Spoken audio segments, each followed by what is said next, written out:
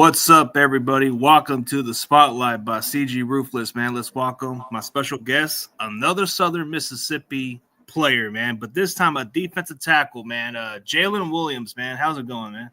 I'm good. How you doing? Oh, yeah, doing so well myself, man. But for those people who are not familiar with you, man, tell me about yourself. Well, I grew up from Talatine. It's about an hour away from Southern Miss. I went to high school there. I went to Jones Junior College for 2 years. I went to Arkansas for 1 year, but I redshirted there and I transferred from there to Southern Miss where I finished out my career. Okay. So what really got you into playing football the early part, man? To be honest, it was my grandma. When I first when I growing up, I didn't really like going outside. I was kind of like an indoor kid. So she kind of had me like going out more, trying different stuff. And I tried football. Once I tried it, I just kind of fell in love. Okay. So coming out of high school, was there like other offers besides Southern Miss or no? Like I had a Colorado offer like literally the week before signing week, but they were like that was like they were rebuilding. It was a whole new coaching staff. It was all just kind of late and frantic. So I kind of trusted myself and I decided to go JUCO. Okay. So so what NFL teams have you met with like prior to this interview? I haven't met with them right now. My agent's doing like more of the talking and stuff with them, but I know I got interest from the Saints, the Cowboys, and the Seahawks right at the top of my head. Okay, so you're low key kind of a secret as we speak. Hey, yes, sir. Fortunately or unfortunately, I don't know. Oh yeah, absolutely, man. So as far as like what other position did you play like when you were starting football? I played O line, pretty much everywhere on the O line except center. Through high school, I started both left tackle and defensive tackle. I played a little left guard, a little right guard. Just I basically fit in whatever was needed. Oh yeah, I can see where you get the tendency, man, because you play both sides, so you kind of have an understanding when you face the offensive line. You know what their tendency of blocking and all that stuff is. Yes, sir, pretty much. Yeah. So what's so good about playing at Southern Miss, man? What you like about playing over there? It just the main thing that drew me were the coaches, cause like I knew the DC Coach Armstrong from high school. He recruited me then, and I knew his scheme and I trusted him. Another thing with the fans, like the fans are real like loyal and like they real diehard fans at Southern Miss, and like they gonna stick with you through good and bad. So I just saw that and I appreciated that, and it was a lot closer to home. So it was basically like a perfect combination of everything. Oh yeah. So so like as far as like a player, man, like the way like you play, man, who do you model yourself after? I try to do a little bit of like multiple people. I remember all through high school, I looked up to Geno Atkins because he was like just a dog on the Bengals. So a lot of my play was modeled after him. Another person that I see myself now is kind of like Grady Jarrett from the Falcons. He's just like real athletic, real strong, and can strike people. So off the top of my head, those are like the main two. Okay, that's a good one. That's a good player to put your model into. Like I can see where you get that style of play. I mean, you can move big for a guy like your size and all that. So outside of football, who are you as a person? I mean, I'm a pretty chill person. I'm not gonna lie. If I'm not playing football, I'm probably on my game. If I'm not doing that, I'm probably asleep or getting ready to go work out. I'm pretty chill and straightforward. Okay, sounds like a good kind of person when it goes down to earth. So let's do some rapid fire questions. You know, just to get your juice up a little more and get to know you a lot more. So okay, so let's say for a cheat diet, you know, like a cheat meal. Let's say you're stuck in the middle, like between these two places, McDonald's or Burger King, if you had to choose. Oh, McDonald's is easy. Oh yeah, you can't go wrong with the breakfast, huh? Oh, yes, sir. Yeah. So as far as a game console, Xbox or PlayStation? I actually got both. I used to play both growing up, but now I definitely lean more towards PlayStation. I Oh got yeah. Nintendo Switch Can't go too. wrong I with play that one. that. I mean, as far as like game console plays, I mean, would it be like Call of Duty or Grand Theft Auto, man? Definitely Call of Duty. Me and my teammates still play it almost every day. Okay. Madden or NCAA, the new one? NCAA Madden, it's just gonna fell off. Okay. As far as like another cheat diet, for like a soda, like what is it, like Coke or Pepsi if you had to choose one? Uh, I gotta say Dr. Pepper. I gotta go to like a whole new direction. Yeah, I get it, man. Okay, so if you can have a meal with a celebrity, dead or alive, who would it be? I say Muhammad Ali.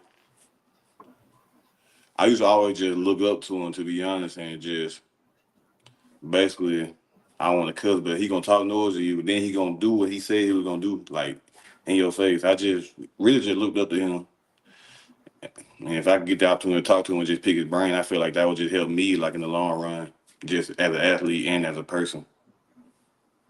Okay. So as far as like you growing up as a fan, which NFL team you like playing, like would like to play for as a fan, even though it doesn't matter where you go from here? I guess I had to say the Patriots because that's the team I grew up watching and loving. And just, even though it's cold and I'm from the South, I can make it work. Oh, I could see why, because of the era when Tom Brady was dominating, man. He was killing it, man. And this Patriots team, they're probably going to need a lot of new faces, anyways, at this point. Yeah, they got a bunch of people coming in, and they're gonna be good though. I got a feeling. Yeah. So let's say, let's say in this situation, you end up playing for that favorite team. So what would you pick your brains from learning from one of those defensive linemen from the Patriots, man? I would just try to like learn like the type of technique they use and just what they see when they're on the field, like pre-snap and post-snap, like what they looking for, what keys, and like just little tips and tricks they use to make more plays, and just smaller things like what do you think you should do? Like in this situation, how should I use my hands? How should my feet be? I would just try to basically just stay around them as long as possible. Just if you stay around the vets long enough, shit, you become a vet yourself. Okay. At least you would have a better understanding. At least you will learn quick ahead of it with the way they mentor you. So yeah, that's a good way to go with.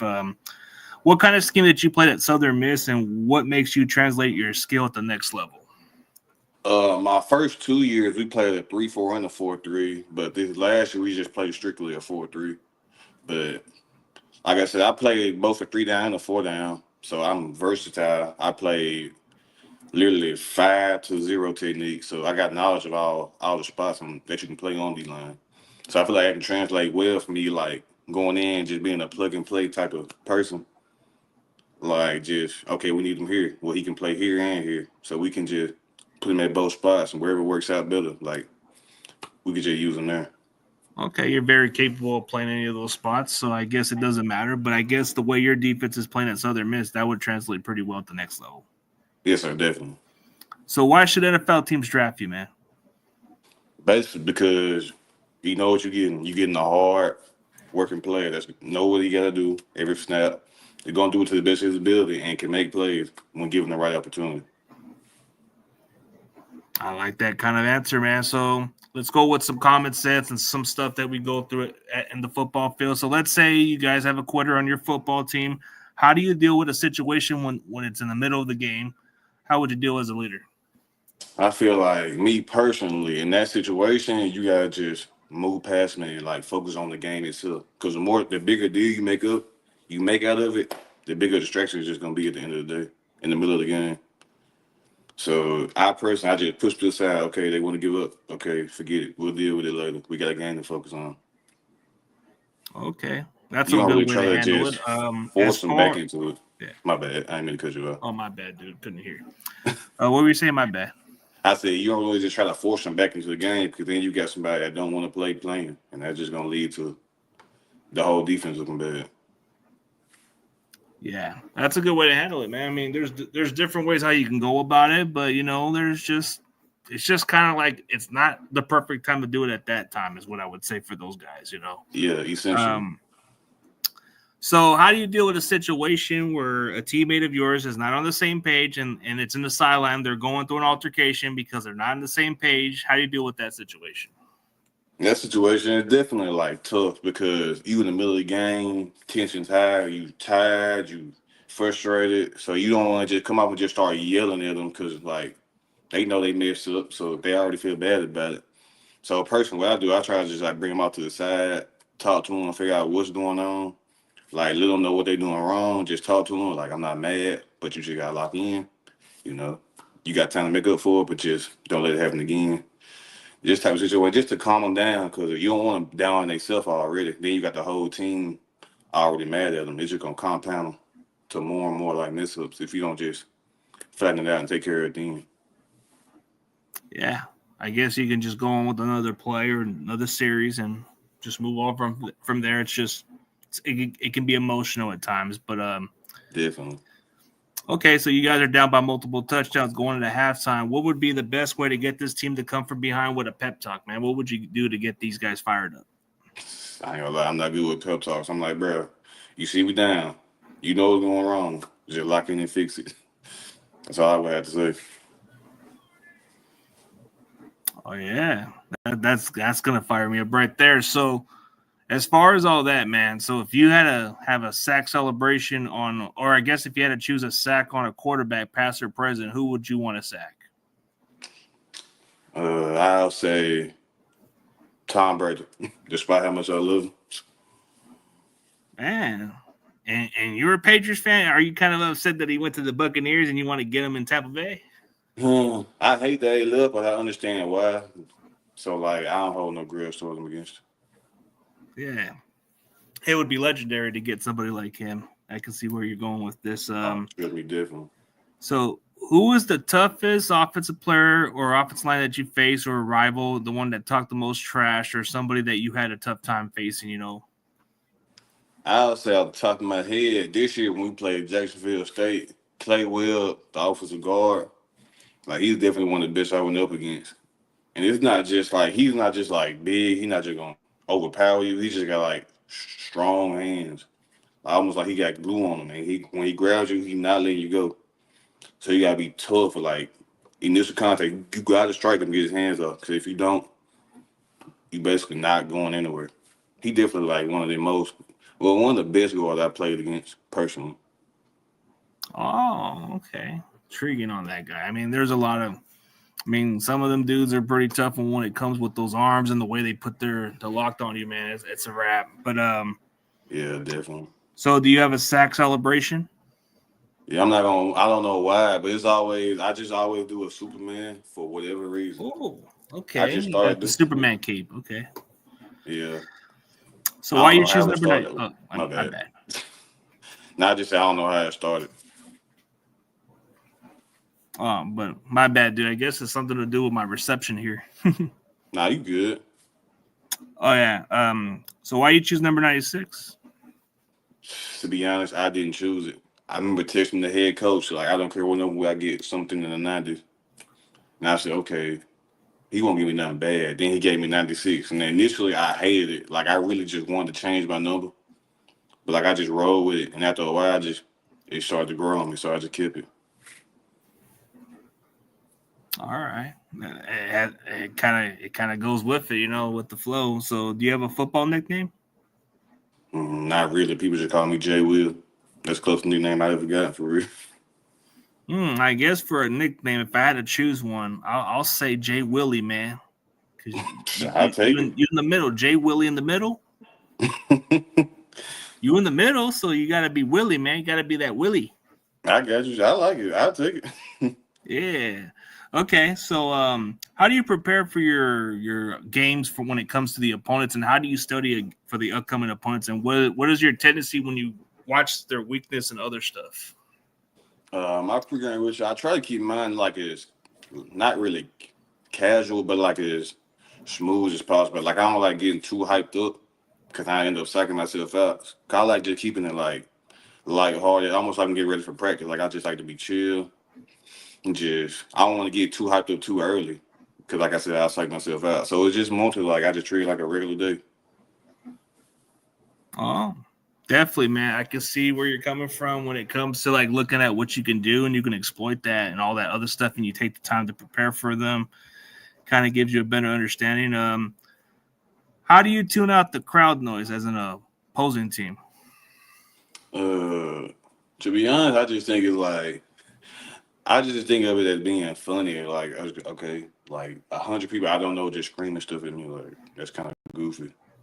So I just look at it like that. And I just don't take it personally because, like, on any other day, these people literally would not care about me and I wouldn't care about them. So why would I change that today? Oh, absolutely. Well, I guess my boy Grandazzer has a good nickname for you after all. I guess he says Jalen the Wall Williams. I guess you're like built like a wall. I don't know if that's a good thing or a bad thing. Yeah. Okay. So, has any other NFL players have reached out to you with advice for the next level? Not yet. I've talked to like a few of them, like some that went, like Swayze Bozeman last year. He playing for the Bears right now. He played for the Chiefs last season. I talked to him some just about the league and how it is and just how he got there and just what he does to stay there. Well, at least you got the proper advice. At least they're giving you better understanding how to get ready and all that stuff. So for being at the position you are, how do you balance the dieting? Because I know for some players they have to be at a proper shape and the proper weight to play at the level they're at. Yeah, it was kind of tough for me in the beginning.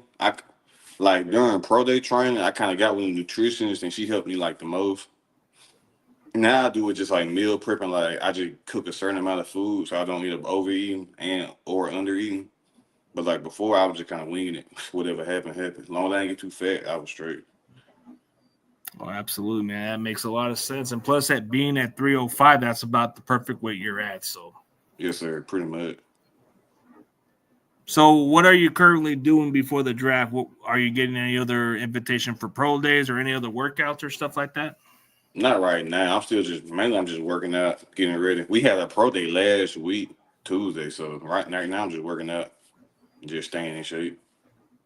All right. So just from the moment, just for all those years in college, does this feel like surreal or business as usual that you're finally going to live out a dream to play in the NFL? It really just feels like crazy to be honest. Cause like normally at this point I'm either in spring or like getting ready for like summer workout. So just my body's just kind of looking in this like weird area. It doesn't really know like what to do because I never really been in this situation before. Yeah, it can be a little bit mix of both because you want to balance it more like, okay, it is for real, you're living the moment, but then you got to realize, hey, it's just business as usual in the way. Yes, sir. I get what you're saying. Yeah. So it's a good thing that I feel like defensive tackle doesn't get enough recognition at times, man. So why do you feel that defensive tackle kind of gets overlooked at times?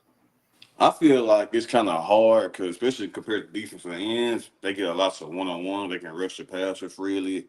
At defensive tackle, it's kind of hard because you almost guaranteed to get double teamed at some point in time. You never get like a real one-on-one unless you just got like real good DNs on both sides. So a lot of times you can just kind of fall into the mush of the inside. It's kind of hard to stand out because of everything that's going on inside. You either getting double teamed or you making somebody cut back. And it's just like when you do make a tackle, it's usually like in a pile. You're not just out there by yourself. That's one of the main reasons I feel like it. It's just a real dirty job.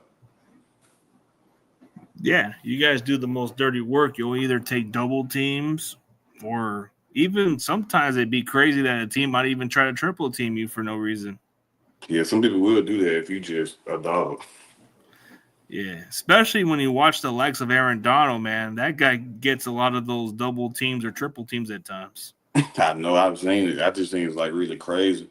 Like that one person can have that much disruption of offense. Yeah, absolutely, man.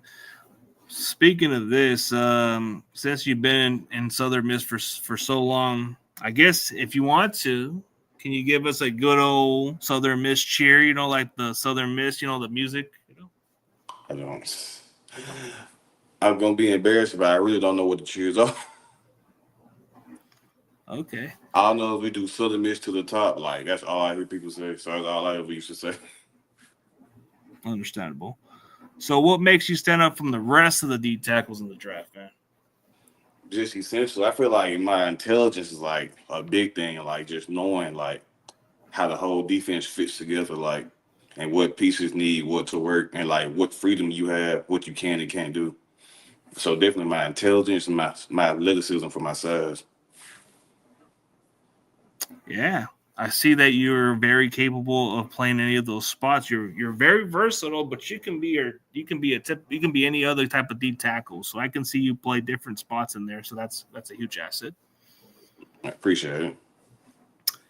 So, like as far as all that, man, so what's the best advice that you can give those future prospects that are going to be in the same situation? What would be the best advice you can give them? I would say just never take a day for granted because like some days you can definitely just feel like, I'm doing all this work for nothing. Like even like small things like diet or just getting one more extra rep or doing a little extra work. It may feel like in the moment just like, I'm just wasting my time. But I promise you it all builds up to something. It's all gonna pay off one day. And it'll be here like before you know it. Absolutely, man. So for all those years in college, what can you take away from going into the NFL that you need to improve on the most? I would say I would say my pass rush just being more like not thinking so much in my pass rush. I have a bad habit of like trying to overanalyze and do the perfect move for the perfect situation instead of just like going. So that should be the main thing I work on personally. Okay, that's definitely coachable at that next level. Plus, the way you're training, you're gonna have a lot of time for that. So, Yes, sir. I mean, at least you're gonna be prepared for those opportunities. But what's your backup plan as far as your college major? What do you major in college, and what's your I backup? majored in communications. It's like a pretty wide like range, so I can do pretty much anything with it. Part of me is saying coaching, but the other part of me isn't patient enough for it. So I'm just kind of like in between on that aspect. Oh, that's a good choice. I mean, at least you're getting ahead of the game a little bit. At least you're getting ahead. You never know, but I'm pretty sure you're gonna have yourself a nice NFL career at the end of the day. I got you. Appreciate it. So, what was your best game? Your best overall game that you can look back and say, you know what, this was probably my best college game of all time. If I had to look back. Um, I would say it's kind of ironic. It was when we played Georgia State and we lost like 40 something to three. But I had 9 tackles and a sack. That really was a sack fumble, but it went out of bounds. Personally, that was my best game. It's hard to think about because we lost 30 something to three. But it's Yeah, like I say a definitely, different man. one of my best ones from my sophomore year. Definitely, man. Like I believe the sky's the limit, man. Whatever happens from here, man, you'll be ready to conquer that when it's all said and done. So as far as like everybody else, man, like who do you give the credit for somebody who made you who you are today? As far as your family, friends, or the people around you who made you the better person you are today. I did have to say my grandma because I basically grew up with her and she stayed on me like hard, like through her anything, good or bad. And she just helped me. She would get on me if I messed up, but she would help me along the way, just help me learn and just help me become the person I am today. So I really got her to thank for the position I'm in. Definitely, man. So as far as like outside of football, like what's like your main interest, like other sports or other things like in general, like something that interests you? I don't know. I don't want to sound like a nerd, but I say video games. It's just something like I can fall back on, just like relax and do without like physically like texting myself. Oh yeah. So so looking back in your situation, man, how do you feel like do you feel like you could have took things a little differently, or do you think it's more of a learning experience of where you're at today? I mean, you can always do something a little different, but if you change what you did, you wouldn't be the person you are today. That's how I like to look at it. Definitely, I could have learned like some things, like not pushing myself too quickly through injuries. I feel like that's one thing that messed me up, and just taking my injuries I had more seriously. Besides that, though, anything I done, I probably would do again. Oh yeah, absolutely, man.